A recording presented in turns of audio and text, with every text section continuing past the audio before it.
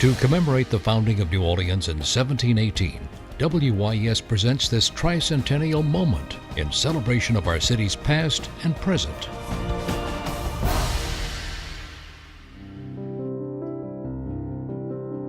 The site of Mr. B's Bistro on the corner of Iberville and Royal Streets was once home to a grocery store that rivaled any food lover's wildest fantasy. A.M.&J. Solari's opened in 1864. Joseph Solari, an Italian immigrant from Genoa, was the proprietor. He initially opened a few blocks away, but settled in the Royal Iberville location for most of the grocery's history.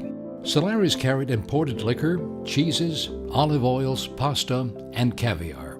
It was also known for its exotic fruits and vegetables.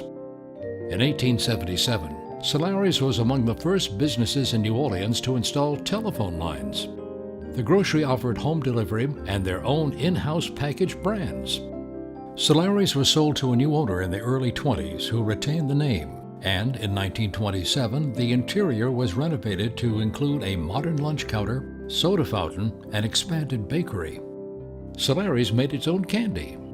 They were exotic specialties, including fresh eels and chocolate-covered ants. Also on view, open barrels of olives and pickles. A 1950 Gourmet magazine article declared it one of America's finest grocery stores. In the 1960s, supermarkets opened around the city, and business began to falter. In 1961, the building was sold and torn down to make way for a parking garage.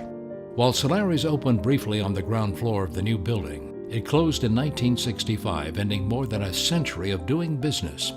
In 1979, the Brennan family opened Mr. B's Bistro, ushering in yet another food-related establishment to continue in the footsteps of one of America's most fascinating food emporiums.